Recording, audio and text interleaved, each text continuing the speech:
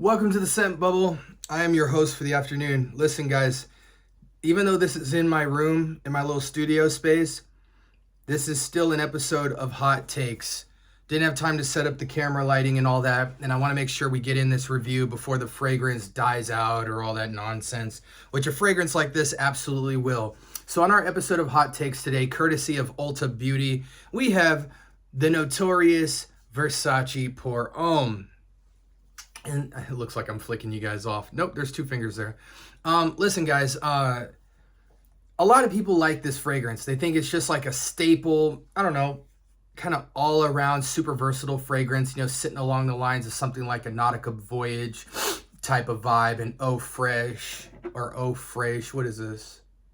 Looks like Eau Fraiche or whatever from Versace as well, which we'll have a review on. But, you know, yeah, your Nautica blue, some of your, Polo blue, I think. This is just kind of like your, slightly above average entry-level freshy fragrance that's, blind buy worthy, any season, any reason. Well, hey, I don't disagree with that sentiment, but this fragrance is not all that special, guys. I actually think something like... I'm looking for it in my collection right here. Is it over here? No, I actually think I might have it up in the crates. But even something like the Green Irish Tweed inspiration of Très Nuit from Homme is more... I don't want to diss this fragrance. This is along the lines of your Nautica Voyage, your... I think Polo Blue, I'm not sure, your Eau Fraiche, your Dolce & Gabbana Light Blue. It's just a soap fragrance, in my opinion, guys. Bright citrus, but the citrus isn't interesting enough for me to even feel comfortable calling it citrus notes. It almost is a cross between, pressable hand soap, lemon and linen flavor, and a bar soap of your favorite Irish Spring. It's clean, and for that reason it's all around, but this is a type of DNA profile where I question if this should even be a cologne. It's sat for a while. It's been on this test strip now for maybe about 15 minutes. I loaded it up, man. I hit it with about 5 sprays because I knew this stuff would have almost no lasting power. But I hear a lot of guys talk about how good this fragrance is. This is nothing special. This is nothing to write home about. And for retail price, this is an absolute letdown. Disclaimer: if you like Dolce & Gabbana Light Blue or Eau Fraiche, don't listen to me.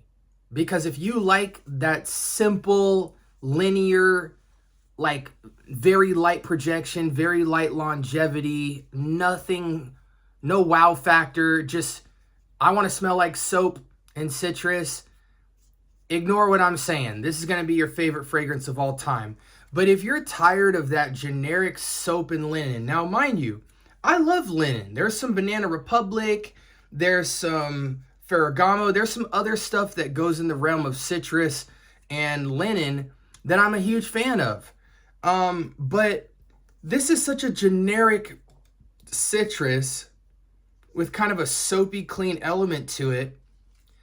The reason I like Armaf's Très Nuit is because that lemon note is synthetic. That green note is synthetic, and it kind of takes it out of just lemon and silver and kind of watery and moves it to somewhat of a enchanted greenery, or the lemon note has got a sweetness to it even, so it's not completely natural and falls to a skin scent. It actually sits on clothes well and does its job. This is just, you better have taken a shower, because during the day, if you have any BO and it has chemistry with this fragrance, it's going to make it smell even worse. Now, granted, you don't want that to be the case on any fragrance, but this fragrance is borderline funky to me, guys. I think it's a great entry-level fragrance in the clean category as a freshie, but beyond that, it is nothing special. Nautica Voyage is, to me, several steps ahead of this fragrance. Like I said, I hate Eau Fraiche and Dolce & Gabbana Light Blue. I think they're severely overpriced. So many $20 fragrances absolutely crush it. And it's just lackluster. It doesn't check any of the boxes. The performance is trash. The DNA is not unique, and it's actually overly simple with a note profile that shouldn't be simple. You know, lemony, plain citrus, linen. It's any season, any reason, but why? Why would you do that to yourself? You know, you could get better performance with a bar of Dove soap on your body than you will with this. Terrible fragrance for me. My hot take of this is it's nowhere near worth the money. So many $20 fragrances well outperform this, are better priced, have more uniqueness, or even just better quality of ingredients. I get the sense that this fragrance was lackluster formulated. But again, I digress. I might be the only one in the community. I need your guys' help in the comments below. Is this fragrance, am I crazy, or is this just super generic and not worth the price point?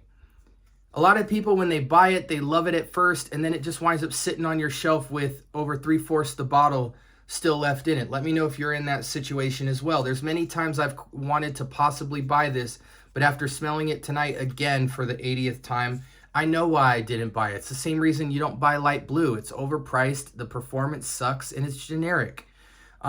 So if anyone disagrees with me, sound off in the comments, like, comment, and subscribe. Turn on that notification bell. This was Versace Pour Homme, and I hope you guys have a blessed week. This is the Scent Bubble. Peace.